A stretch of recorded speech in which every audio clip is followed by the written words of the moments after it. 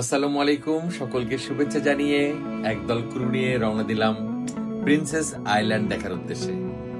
এই princess island যেতে হলে বিশাল বড় একটা শিপে প্রায় 1 ঘন্টা 40 মিনিটের জার্নি, এবং শিপটা অত্যন্ত জোরে যায়।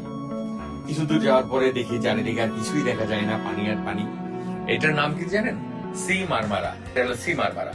এই সি মারমারার ওপারেই হচ্ছে প্রিন্সেস আইল্যান্ড। এত গভীর, এত উঁচু উঁচু বড় বড় ঢেউ আমার চোখে আর পড়েনি। যাও ভয় পাই না, বাট কেমন জানি লাগছিল দেখতে। দেখেন তাকিয়ে ভালো করে আপনারা। আম, এই যে কথা বলতে বলতেই আমরা প্রিন্সেস আইল্যান্ড দেখতে পাচ্ছি। সামনে যে পাহাড়ের চারিদিকে ঘিরে যে বিল্ডিং গুলো, এটি হচ্ছে মূল আইল্যান্ড।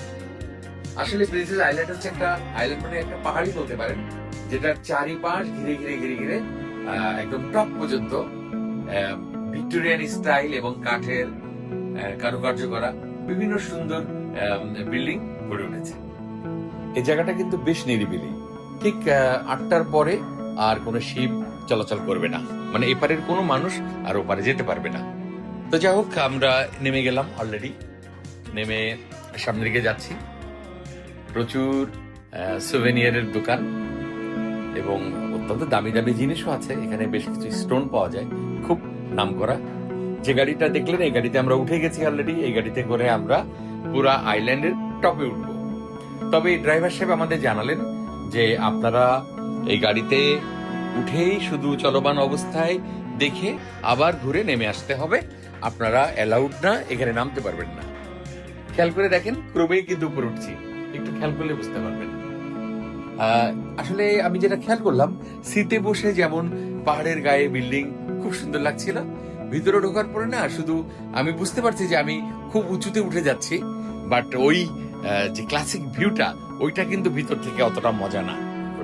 যাই হোক, আমরা দেখতে দেখতে একদম টপে উঠে গেছি। অপারেটর সাহেব আমাদের মাঝখানে জানালো যে কিছুক্ষণের মধ্যে উনি এবার নামতে শুরু করবে। এইটাই মনে হয় টপ।